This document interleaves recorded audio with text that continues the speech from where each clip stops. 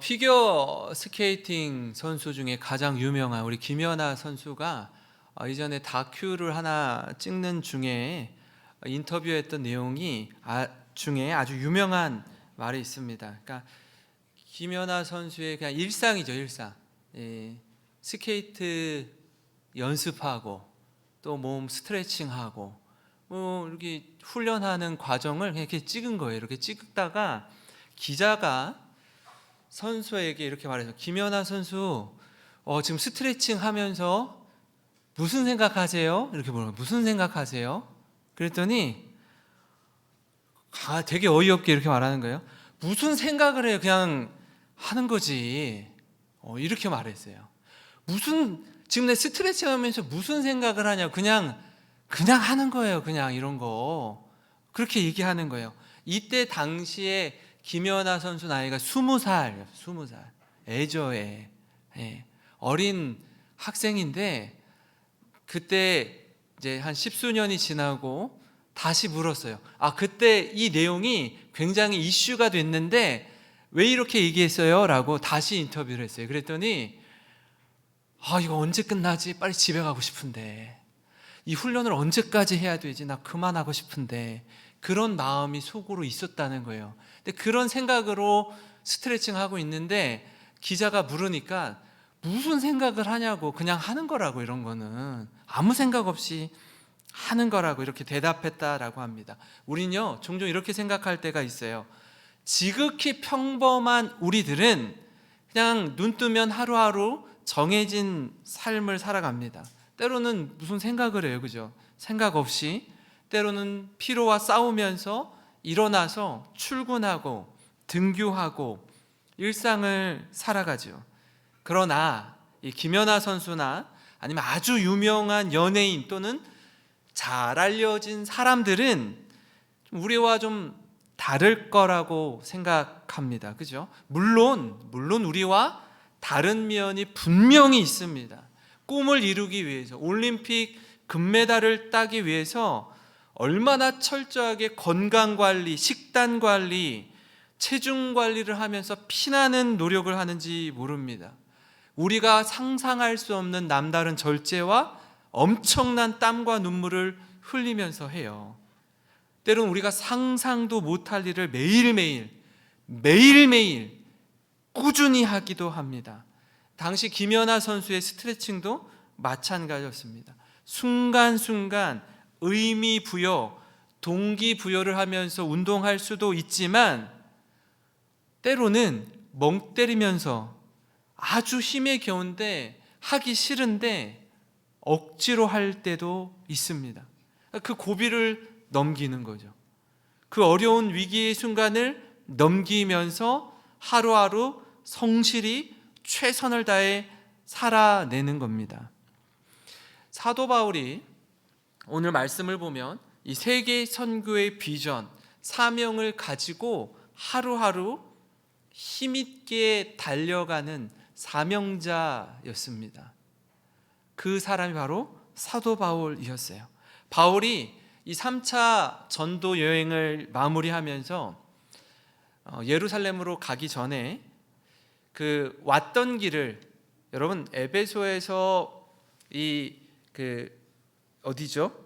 빌립보로 갔다가 고린도로 가서 다시 시계 반대 방향으로 갔다가 고린도에서 빌립보에서 들어와 아소 이 미둘레네에서 에베소로 가지 않고 배를 타고 밀레도로 갑니다. 밀레도로 가요. 보이세요? 이렇게 배를 타고 밀레도를 갑니다. 에베소를 들리지 않아요. 그리고 밀레도에서 에베소 교회의 장로들을 불러요. 밀레도로 오라고. 그리고 에베소 교회 장로들과 마지막 고별 설교를 합니다. 바울이 왜 에베소에 들리지 않았을까요? 그 이유가 성경에 나와 있는데, 예루살렘으로 가는 여정에서 지체하지 않으려고, 조금 더 빨리 예루살렘으로 가기 위해서 에베소에 들리지 않았습니다. 20장 16절 17절을 보면 이렇게 나와 있는데요, 바울이 아시아에서 지체하지 않기 위하여 에베소를 지나 배 타고 가기로 작정하였으니 이는 될 수 있는 대로 오순절 안에 예루살렘에 이르려고 급히 가미러라. 바울이 밀레도에서 사람을 에베소로 보내요. 누구를 청하죠? 교회 장로들을 청합니다. 바울의 여정은요, 여러분 아시는 것처럼 굉장히 역동적이었습니다. 가는 곳마다 핍박과 박해가 끊이지 않았고요, 그 가운데 놀랍게도 하나님께서 맺혀주시는 성령의 열매를 맺는 아주 특별한 은혜도 있었습니다. 근데 오늘 바울이 그 에베소 교회 장로들을 부르고 마지막 고별 설교를 하는 걸 보면 좀 느낌이 쎄해요. 좀 뭔가 앞으로 좀 이렇게 지금까지의 여정도 어렵고 힘든 일을 겪었지만 이제 예루살렘으로 가게 되면 어떤 일이 벌어질지 좀 마음이 좀 이상한 거예요. 이제 다시는 두 번 다시 보지 못할 것을 알고 전하는 말씀입니다. 마지막이란 느낌이 드는 거예요. 제가 이 말씀을 준비하고 묵상하는 중에 이런 생각이 들었어요. 저는 이대수 목사님의 그 31년의 목회 여정을 마치는 그 마지막 주일 설교, 그 마지막 주일 설교를 제가 그때 당시에는 여기 오지 않은 상태이기 때문에 인터넷으로 홈페이지 들어가서 이대수 목사님이 31년의 사역을 마치고 마지막 주일 예배를 인도하면서 전했던 말씀이 뭘까 하고 들었어요. 2019년도 10월 6일이었습니다. 그리고 목사님은 10월 9일 한글날 수요일날 오전에 이 자리에서 원로 목사 은퇴 및 추대 예배를 드렸어요. 그때는 제가 여기 왔었어요. 화요일날 이사하고 수요일날 여기 왔었는데 그 주일 설교를 전 들었어요. 그리고 그 설교를 기억해요. 내용의 요지는 이랬습니다. 이 마지막 설교의 사진을 제가 우리 교회 홈페이지 가면 있어요. 마지막 설교 사진입니다. 31년 동안의 목회 여정 가운데 목사님이 이런 말씀을 하시는 거예요. 그 시간을 지나면서 우리 성도님들이 끝까지 이 자리에서 저와 함께 예배자로 함께 예배 드릴 수 있어서 너무너무 감사합니다. 31년 동안에 크고 작은 일들이 왜 많이 없었겠어요? 말로 다 할 수 없는 어렵고 힘든 시간들을 지나오는 가운데서도 우리 성도님들과 함께 예배 드릴 수 있어서 너무너무 감사하고 고마웠습니다. 이런 말씀을 하셨어요. 그리고 또 하나 당부하기를, 제가 아직 오지 않았는데 앞으로 새로 부임하게 될 목사와 함께 한 마음과 한 뜻으로 이 영생교회를 잘 세워가시기를 당부하는 메시지를 주셨습니다. 저는 잊을 수가 없어요. 왜요? 저도 10월 13일 날, 그 다음 주일 날 부임해서 첫 설교를 했다라는 건 언젠가 마지막 고별 설교를 할 때가 있다라는 얘기거든요. 시작이 있으면 끝이 있습니다. 그때 여러분과 함께 어떤 말씀을 나누게 될지는 모르겠습니다. 매주 드리는 우리 주일 예배이지만 아마 의미 있는 아주 특별한 시간이 될 겁니다. 바울의 선교 여행 중에서 가장 오랜 시간 머물렀던 이 에베소 교회에 대해서 얼마나 애착이 있겠어요, 그죠? 그 에베소 교회 장로들에게 전하는 이 마지막 고별 설교, 이 고별 설교를 통해서 여러분 오늘 이 시간 하나님이 예비해 두신 은혜와 도전을 받는 우리 모든 성도님 되시길 주님의 이름으로 축원합니다. 여러분, 이처럼 이 바울의 설교를 통해 깨닫는 이 사명자로서의 자세가 있는데요. 사명자로서의 자세.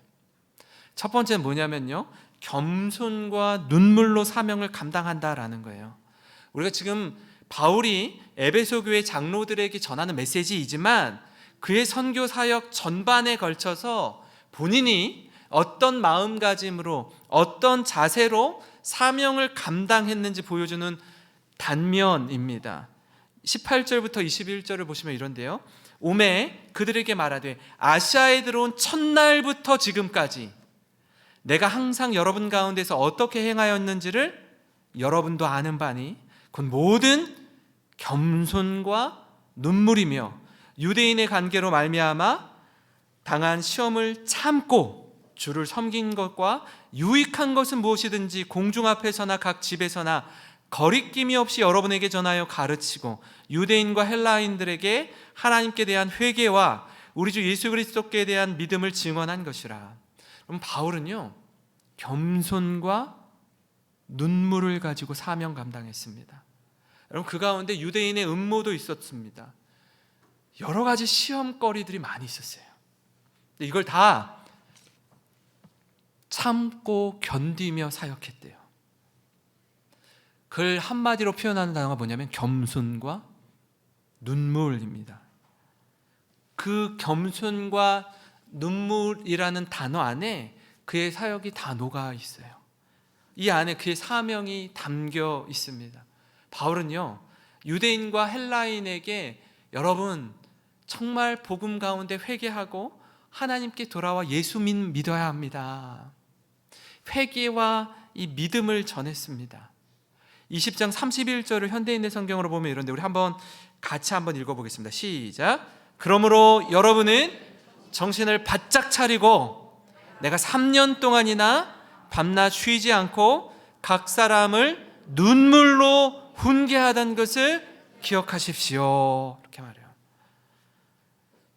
바울을 우리가 이렇게 좀 간혹 생각해 볼 때 바울은 T 성향이 강한 좀 사람 중심의 사역보다는 일 중심적인 사역자 같은 모습이 이렇게 중간중간에 비추어질 때가 있습니다. 사도행전 15장을 보면 1차 선교 전도 여행을 마친 후에 안디옥으로 왔다가 이제 다시 보고를 하고 2차 전도 여행을 갈 때에 바울이 바나바와 심하게 다투는 상황이 나와요. 그죠? 누구 때문에 다퉈요? 네, 마가 요한 때문에 다퉈요. 마가 요한. 왜냐하면 1차 선교 여행을 가는 중에 마가 요한이 도중 하차를 하거든요. 예루살렘으로 돌아가요.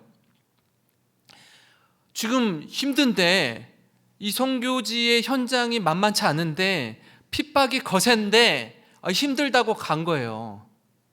2차 선교 여행을 가려고 하는데 바울은 한 번 배신한 사람은 두 번, 세 번 배신할 수 있으니 데리고 가지 맙시다. 근데 바나바는 한 번 실수할 수 있어요. 다시 좀 회복했으니 같이 좀 데리고 갑시다. 이렇게 얘기해요. 근데 바울이 끝까지 어떻게 해요? 데려가지 못하겠대요. 둘이 싸워요. 갈라져요. 바나바는 마가 요한이 조카였어요. 조카. 그러니까 데리고 가려고 하는데 바울은 싫대요. 그래서 어떻게 해요? 바울이 누구를 데려가요? 실라를 데려가고 바나바는 마가 요한을 데리고 찢어져서 2차 선교 여행을 가요. 그러니까 그거를 보면 이 사람은 일 중심적인 사명 중심적인 사람이겠구나라고 생각할 수 있어요. 그죠? 자기가 바울이 바울 될 수 있었던 건 옆에 누가 있었기 때문에 된 거예요? 바나바가 있었기 때문에 된 거 아니에요? 그죠? 그러니까 바나바는 굉장히 마음이 넓은 사람이에요. 온유한 사람이에요. 품을 줄 아는 사람이죠. 근데 오늘 말씀을 보니까 바울의 마음이요, 굉장히 부드럽고 유해졌다라는 걸 알 수 있어요. 그러니까 3차에 걸친 선교 여정 가운데 이 영혼에 대한 사랑이 있는 거예요. 눈물이 있는 겁니다. 저희 어디냐면요, 두란노 서원이에요. 두란노 서원. 에베소에 있는 두란노 서원에서 3년 동안 말씀을 가르쳤어요. 그죠? 밤낮 쉬지 않고 눈물로 훈계했습니다. 여러분, 저 2000년 전에 에베소에 있는 두란노 서원, 저희 사람 보이시죠? 사람이 얼마나 요만하죠? 어마어마하게 큰 규모의 서원인 거예요. 그러니까 에베소는 지난번에 우리 연극장도 봤잖아요. 25,000명 들어간 연극장, 그죠? 그냥 세로 길이 100m 이상 되는 아데미 신전 봤잖아요. 그러니까 스케일이 무시무시한 거예요. 예, 당시 세계 3대 도시 중에 하나로 손꼽힐 만큼의 거대 도시였으니까 뭐 대단한 겁니다. 그죠? 여기서 말씀을 가르칠 때 밤낮 쉬지 않고 눈물로 훈계했다라는 거예요. 사실 눈물이라는 말과 훈계라는 말은요, 서로 잘 어울리지 않는 표현이에요. 그죠? 눈물을 흘리는데 훈계한다. 그죠? 이를 통해 알 수 있는 게 뭐죠? 바울의 눈물이에요. 눈물. 바울의 선교 사역에 눈물이 있었습니다. 영혼을 위한 사랑이 있었어요. 그 사랑의 마음을 전제로, 기초로 가르치고 훈계했습니다. 그러니까 에베소의 장로들은요, 바울의 사랑, 그의 눈물의 의미를 누구보다 잘 알았어요. 사랑하는 성도 여러분, 하나님 우리 각자에게 주신 사명이 있습니다. 사명이 있어요. 그 각기 맡겨진 사명의 자리에서 하루하루 살아갈 때에 바울의 겸손과 눈물을 기억하시기 바랍니다. 여러분, 사역의 현장에서, 직장에서, 사업을 경영하면서, 사람을 대하면서 바울의 겸손과 눈물을 기억하시기 바라요. 그의 마음가짐, 그의 자세를 본받아서 영혼을 살리면 영원히 살리라는 이 말씀처럼 영혼 구원에 힘쓰는 모든 성도님 되시길 주님의 이름으로 축원합니다. 그런가 하면요, 여러분, 사명자의 자세 그 두 번째는 뭐냐면 복음을 위해서 생명을 아끼지 않는다라는 것입니다. 복음을 위해서 생명을 아끼지 않아요. 바울의 선교 여정을 살펴보면 바울이 이 고난과 핍박을 두려워하지 않는 사람이라는 걸 알 수 있습니다. 그는요, 가는 곳마다 유대인의 핍박이 상당했습니다. 이방인의 핍박보다 더 거셌던 게 뭐냐면 유대인의 핍박이었어요. 신기하죠? 왜 유대인이, 같은 유대인인데 왜 유대인이 유대인을 핍박해요? 저들은 바울을 유대교에서 개종한 이단에 빠진 배신자라고 느꼈기 때문에 그래요. 바울이 유대교를 따르고 있었거든요. 신봉하고 있었어요. 그래서 그리스도인들 박해한 거 아니에요, 그죠? 예. 근데 다메섹 도상에서 부활하신 예수님을 만난 이후에 그리스도인이 되었죠. 그러니까 유대교인들이 바라볼 때에는 기독교인이 된 바울이 이단아가 된 거예요. 이단아. 배신자로 여긴 겁니다. 그렇기 때문에 그가 전하는 복음에 동의할 수 없었어요. 그래서 엄청나게 박해하는 거예요. 어디를 가든지 계속 따라다녀. 추격한단 말이에요. 바울은 계속 도망치고 끝까지 따라와요. 아주 정말 생명을 빼앗으려고 엄청나게 따라옵니다. 그럼에도 불구하고요, 바울이 뒤로 물러서지 않아요. 꿋꿋이 주저함 없이 앞으로 나아갑니다. 가는 곳마다 복음을 전하고 교회를 세워요. 핍박이 심하면 어떻게 해요? 이따가 또 다른 데로 가는 거예요. 따라오면 또 다른 데로 가서 복음 전하고 교회 세우는 겁니다. 우리가 바울의 입장이라면 어떨까요? 그거의 10분의 1, 100분의 1만 핍박을 경험해도 상처에 대한 트라우마가 엄청날 거예요. 다른 데 가서 복음 전하는 게 두려울 거예요. 또 쫓아올까 봐 계속 뒤를 쳐다볼 거예요. 나를 추격하는 유대인이 없나? 그리고 나 더 이상 복음 전하지 말아야지. 그저 나 혼자 구원받는 것으로 만족해야지. 그럴 법하거든요. 너무 심하니까 박해가. 근데 이 비웃음과 조롱으로 그치지 않고 돌을 들어서 치려고 죽이려고 달려드는 그 핍박을 견뎌내는 거예요. 심지어 돌에 맞아서 죽은 줄 알고 성 밖으로 바울의 몸을 내던지거든요. 근데 또 오뚜기 같이 스르르 하고 일어나서 또 하는 거예요. 또. 그러니까 어느 정도 심각한 상황인지 우리가 예측할 수 있지 않습니까? 그럼에도 불구하고 지금까지 바울이 담대하게 사명을 감당했습니다. 근데 요번엔 좀 달라요. 요번은 끝이 있는 여행이 될 것 같은 거예요. 마지막 시간이 될 것 같은 거예요. 성령님이 이렇게 가르쳐 주십니다. 22절부터 24절인데요. 보라, 이제 나는 성령에 매여 예루살렘으로 가는데 거기서 무슨 일을 당할는지 알지 못하노라. 오직 성령의 각성에서 내게 증언하여 결박과 환난이 나를 기다린다 하시나. 같이 읽어보겠습니다. 24 시작. 내가 달려갈 길과 주 예수께 받은 사명 곧 하나님의 은혜의 복음을 증언하는 일을 마치려 하면은 나의 생명조차 조금도 귀한 것으로 여기지 아니하노라. 아멘. 예루살렘으로 가는데 거기서 무슨 일을 만날지 모른대요. 확실한 건 늘 그렇듯이 환난과 결박이 나를 기다린다라는 겁니다. 근데 이번에는 그 강도가 전과는 좀 달라요. 이제 선교의 마지막 여정으로 달려갑니다. 그 마지막이 뭐라고요? 24절 말씀이라고요. 제가 다시 한번 읽어드리겠습니다. 내가 달려갈 길과 주 예수께 받은 사명 곧 하나님의 은혜의 복음을 증언하는 일을 마치려 하면은 나의 생명조차 조금도 귀한 것으로 여기지 아니하노라. 사명은 내게로부터 나오지 않습니다. 사명은 외부로부터 주어지는 거예요. 내가 달려갈 길과 주 예수께 받은 사명인 거예요. 사명은 외부로부터 주어져요. 바울의 사명은 예수님이 그에게 주신 것이었습니다.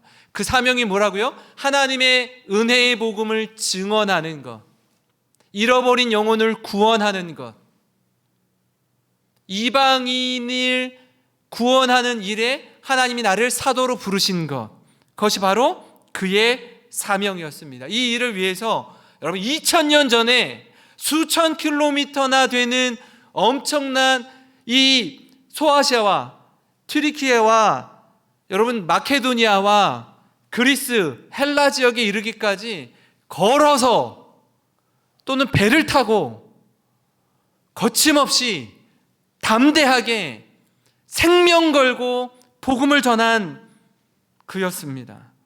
이제 마지막 여정이 시작됩니다.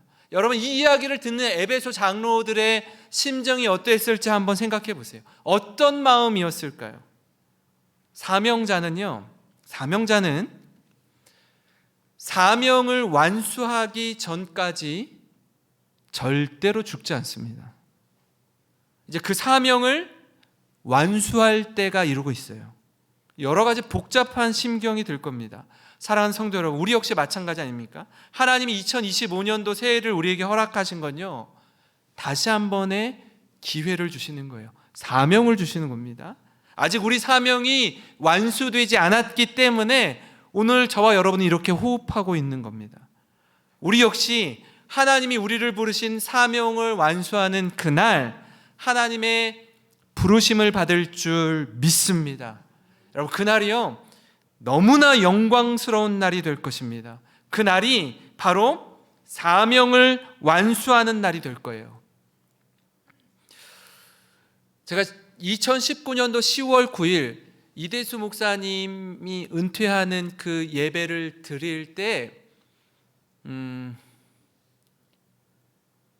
자녀들, 가족들이 이렇게 앞에 나와서 목사님과 함께 특송을 불렀어요. 특송을.